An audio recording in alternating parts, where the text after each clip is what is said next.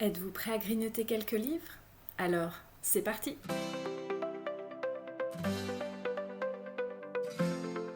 Bonjour et bienvenue sur la chaîne pour une nouvelle vidéo. Aujourd'hui, je suis très contente de pouvoir vous présenter ma pile à lire pour un tout nouveau challenge qui a été créé par Charlotte de la chaîne Charlotte au livre Tricote. Il faut savoir que je cherchais depuis quelques jours, quelques semaines, un challenge pour cet été. J'en ai trouvé plusieurs mais qui ne correspondaient pas à ce que j'avais envie. En tout cas, j'arrivais pas à trouver des romans qui puissent rentrer dans les catégories proposées. Et j'ai eu la bonne surprise de voir que Charlotte proposait donc son challenge pour cet été. Et aux joies, les catégories m'ont très fortement donné envie de participer à ce challenge. Ce challenge se déroulera du 21 juin au 20 septembre, la période estivale. Je vous mettrai bien sûr en barre d'infos toutes les informations sur la chaîne de Charlotte pour que vous puissiez retrouver ce challenge. Et nous allons commencer donc avec les catégories. Il y a 3 menus et 4 catégories par menu. Le premier menu, il s'agit des vacances maison. Et pour première catégorie, il faut lire un livre gourmand, réconfortant ou qui nous fait du bien. Alors, c'est là qu'on commence déjà la catastrophe, puisque je ne l'ai pas précisé, mais vous le savez déjà, mes piles à lire, est-ce qu'elles seront respectées? Probablement pas. Est-ce qu'elles vont changer? Effectivement, sûrement. Mais voilà, j'avais envie de pouvoir quand même avoir certaines lectures qui me tiennent à cœur sur cet été, certaines relectures également, et pouvoir vous présenter tout ça. Bien sûr, tout sera toujours au gré de mes envies. Si j'ai envie de changer les romans présents dans les catégories, je me permettrai de le faire. Vous verrez que j'ai un peu triché pour changer, parce que sinon c'est pas drôle. Et donc dans cette première catégorie, je n'ai pas mis 1, ni même 2, ni même 3, mais 4 romans. Ça commence fort, je vous l'avais dit. Donc dans cette catégorie réconfortante qui me fait du bien, j'avais très envie de relire Le Manoir de Castlecats. Donc j'avais déjà lu le tome 1 et le tome 2 et j'ai le tome 3 dans ma pile à lire et le tome 4 devrait sortir fin août il me semble. Donc je me dis que c'est l'occasion de pouvoir m'enchaîner la saga. J'ai très envie de retourner dans cet univers. J'avais adoré les 2 premiers tomes où vraiment c'est un univers qui me plaît, qui me fait du bien. Ça va totalement dans la catégorie. Et au niveau gourmandise, on a ici un chat qui est très porté sur la cuisine. Donc voilà, je trouve que ça cochait vraiment bien la catégorie. Et ouais, j'ai très envie de me les enchaîner pour la sortie du tome 4. Donc c'est l'occasion.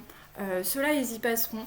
Sachant qu'en plus, ils sont dans cette catégorie, mais ils peuvent aller dans plein d'autres catégories. Donc peut-être que j'en mettrai un par catégorie, mais je me suis dit qu'avant de commencer de tricher, ça serait peut-être bien de ne pas trop le faire dès la première catégorie. Deuxième catégorie, il s'agit de lire un huis clos. Alors là, je suis plus embêtée parce que j'ai pas vraiment de huis clos à proprement parler.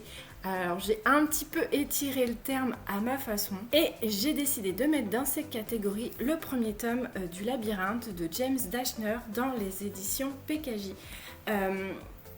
Vous connaissez le Labyrinthe, je ne le présente plus, mais je n'ai jamais lu cette saga. J'ai uniquement le tome 1 dans ma pile à lire.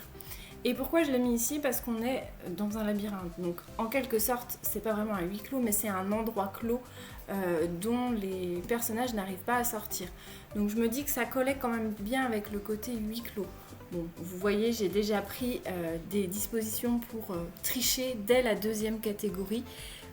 Je vous laisse imaginer la suite. Troisième catégorie, il s'agit de lire un livre avec un habitat particulier. Une tente, une cabane, une villa, un bateau, etc. Alors, pareil, on y va avec nos gros sabots. J'ai décidé de mettre Pyramide de Romain Benassaya que j'ai dans les éditions Pocket. Alors, ici, c'est un vaisseau spatial en forme de pyramide. Je pense que niveau habitat particulier, on est pas mal. Et on appelle ça des arches spatiales. Voilà, donc bon, je me dis que ça colle plutôt bien avec le thème habitat particulier, même si je pense ici aussi avoir un petit peu triché sur le terme. ça passe, on va dire que ça passe. En tout cas, il me fait très envie et ça fait un moment que je le vois tourner et que je l'ai dans ma pile à lire. Il est temps qu'il sorte, c'est un beau bébé. Tout ce que je vous présente là, clairement, je ne lirai pas tout en cette période. Mais bon, écoutez, on va lire ce qu'on peut. En tout cas, celui-ci, j'aimerais bien pouvoir le caser sur cet été. Et la dernière catégorie de ce premier menu, il s'agit de lire un livre avec une histoire futuriste. Alors, des histoires futuristes, j'ai pas mal de choses, puisque en science-fiction, je commence à avoir pas mal de romans sur ce thème. Et j'ai décidé, encore un gros bébé, sinon c'est pas drôle, de mettre Les Furtifs de Alain Damasio dans les éditions La Volte. Je trouvais que ça rentrait plutôt bien dans cette catégorie. Alors, on est sur un gros pavé, enfin, je trouve qu'il fait gros pavé. Je sais pas combien il fait de pages, 600, presque 700 pages, et c'est pas écrit très très gros non plus dedans. Mais écoutez, j'ai encore jamais lu d'Alain Damasio, j'ai La Horde du Contrevent dans ma pile à lire également, mais je ne l'ai pas mis dans ce challenge. En tout cas, j'aimerais bien lire cet ouvrage. Le résumé a l'air plutôt sympathique, un mélange d'anticipation avec du thriller, avec une quête de recherche d'une personne. Enfin voilà, ça a l'air de mélanger pas mal de styles. À voir ce que ça donne. Deuxième menu, il s'agit des vacances culture, avec pour première catégorie, lire un livre dont l'auteur ou l'autrice vient ou parle d'une autre culture ou que l'on n'a jamais lu. Alors, écoutez, moi, celui-ci, il coche toutes les cases. Il s'agit des Courants fourbes du lac Tai que j'ai dans les éditions Point et c'est de Qiu Xiaolong, je le prononce sûrement très très mal. Il s'agit d'un auteur chinois qui nous parle d'une histoire qui se passe en Chine et je ne l'ai jamais lu. Donc ça tombe bien, il coche toutes les cases. En gros, de ce que je sais, c'est un inspecteur qui va devoir enquêter sur la mort d'un directeur d'une usine chimique qui est responsable de la pollution du lac Tai.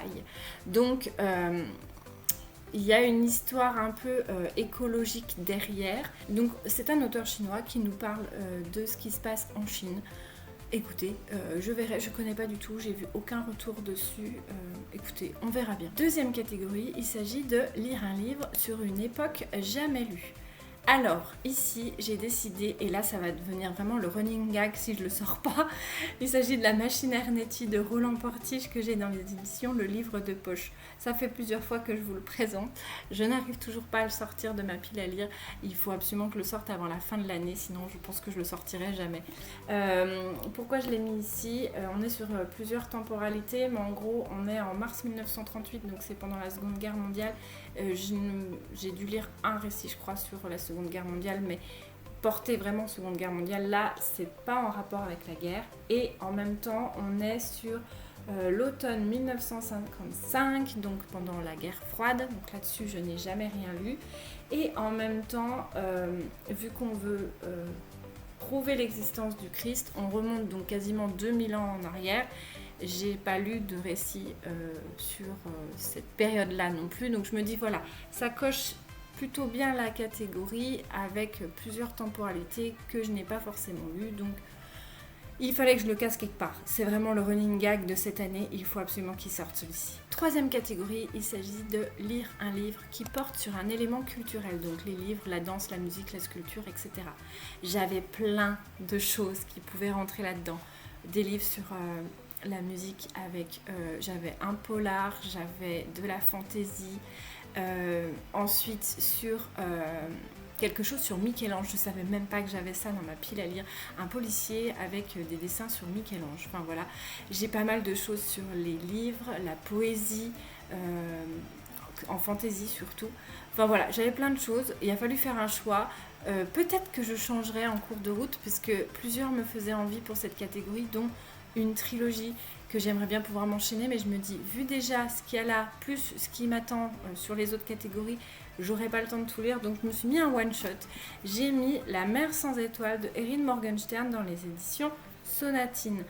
J'ai beaucoup vu passer ce roman et il me fait très envie, il a l'air un petit peu barré, c'est quelque chose qui me plaît bien. Enfin voilà, il y a... je vois qu'il y a des petites illustrations. Bref, il a l'air vraiment bien. La thématique, c'est le livre, puisqu'on est avec une bibliothèque et un jeune homme qui trouve un livre mystérieux où il découvre qu'une partie de son histoire est racontée dedans. Donc voilà, ça me plaît bien, j'aime ce genre un peu barré, donc j'ai hâte de pouvoir me faire mon propre avis sur cet ouvrage. Et dernière catégorie de ce menu, il s'agit de lire un livre avec un personnage principal féminin engagé ou questionnant sur la place de la femme dans la ou dans sa société. Alors, ici, pareil, j'avais plusieurs choses qui pouvaient aller, mais je suis en train de me relire le premier tome d'une saga que j'aimerais bien pouvoir enchaîner. Donc, il s'agit du premier tome de Palace de Marine Carteron que je suis en train de relire. Donc, j'ai décidé de mettre dans cette pile à lire le tome 2. Alors, je ne sais plus lequel c'est celui-là, sur les flancs de Lida, et le tome 3, Sous l'œil de l'Olympe, donc de Marine Carteron, dans les éditions Rouergue. Et donc j'espère pouvoir me les enchaîner. Donc vu que je suis en train de lire le tome 1, je pense que le tome 2 et le tome 3 vont passer tout de suite après, je pense, pour pouvoir me les enchaîner. Donc j'aimerais bien pouvoir terminer cette saga. Donc vous voyez, ça fait quand même pas mal de sagas en cours à terminer, à relire, enfin voilà. Donc ceux-là en tout cas seront prioritaires. Troisième menu, il s'agit des vacances nature avec première catégorie, lire un livre avec des éléments de nature sur la couverture. Pareil, là il y a pas mal de choses qui pouvaient aller dedans. J'ai décidé de me mettre une petite lecture, j'espère rapide, je suis pas sûre, mais c'est pas grave, Debout les morts de Fred Vargas que j'ai dans les éditions J'ai lu. Alors, c'est le premier tome, je crois, de sa trilogie.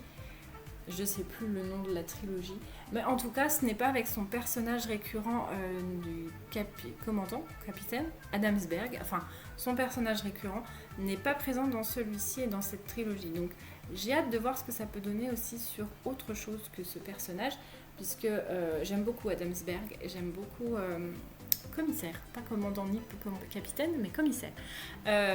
J'aime beaucoup Adamsberg et la façon dont elle amène le polar. J'ai hâte de voir ce qu'elle peut donner sur toujours du polar, mais avec d'autres personnages. Et donc je me suis dit que c'était l'occasion. Il y a un arbre, donc ouais, ça fait de la nature, quoi. On va dire que ça comme ça.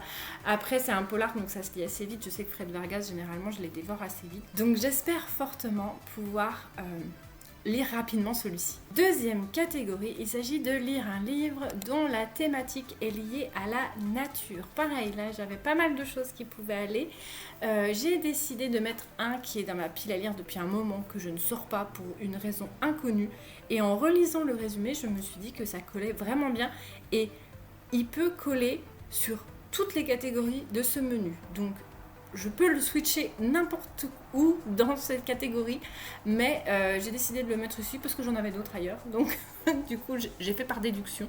Il s'agit du Peuple des minuscules de Steve Hogarth dans les éditions Albin Michel Wyss. Donc c'est un premier tome, je crois qu'il y a un tome 2 que je n'ai pas en ma possession. Donc vous voyez déjà, niveau nature, ça pouvait coller sur les éléments de la couverture. Et on nous parle d'une jeune fille qui va découvrir dans la grange ou le hangar de son grand-père une fée, je crois. C'est une fée. Non, c'est un petit cheval ailé, je crois. Enfin, je sais plus. Un minuscule qui est en train de perdre sa forêt qui va être détruite par les humains. Donc ça colle plutôt bien avec la thématique de la nature, je trouvais. Et vous verrez donc sur les autres catégories que je vais vous présenter après, il les coche également. Donc voilà, c'est un roman switch, on va dire, un roman passe-partout qui peut coller un peu sur tout en fonction de ce qu'on a besoin. Troisième catégorie, il s'agit de lire un livre de seconde main et ou imprimé en France. Alors ici, j'ai décidé de mettre en avant le fait qu'il était imprimé en France. C'est une maison d'édition que j'aime tout particulièrement. Il s'agit de Albin Michel Imaginaire. Et donc il s'agit de La Nuit du Faune de Romain Lucazzo. Pareil, celui-ci je vous l'ai déjà présenté plusieurs fois. J'arrive pas à le sortir alors que c'est un roman très court. Enfin court. Il fait que 250 pages, mais la plume a l'air d'être très poétique. J'ai peur de ne pas arriver à rentrer dedans, c'est pour ça que je le repousse tout le temps. Mais il me fait malgré tout très envie. Pareil, il coche aussi la catégorie liée à la nature, parce qu'on parle d'un faune, on parle d'un voyage un peu spatial de ce que j'ai compris. Enfin bon bref, ça peut rentrer dans d'autres catégories. Je voulais mettre en avant le fait qu'ils étaient imprimés en France et pour une grosses maisons d'édition, parce qu'Albin Michel Imaginaire, Albin Michel Louise, et du coup j'ai pas regardé sur l'Albin Michel classique, mais je pense que oui, les grosses maisons d'édition ne sont pas forcément imprimées en France, et je trouvais important de pouvoir les mettre un peu en avant, parce que il y en a d'autres, hein. Les petites maisons d'édition indépendantes impriment en France. Scrineo, je sais pas, j'ai pas regardé, mais la Volt, je suis quasi sûre. Sonatine, je suis sûre que oui. Donc voilà, les autres peuvent aller, je pense que le Rouergue aussi. Enfin voilà, c'est des maisons d'édition qui sont indépendantes, qui sont imprimées en France, mais sur les grosses maisons d'édition, on voit surtout passer le fait qu'elles sont imprimées à l'étranger, et pas toutes.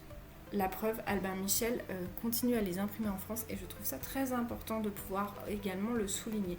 Bref, j'aime beaucoup cette maison d'édition, j'aime beaucoup le travail qu'ils font, surtout sur Albin Michel Imaginaire. Voilà, donc j'ai mis celui-ci ici pour le côté imprimé en France.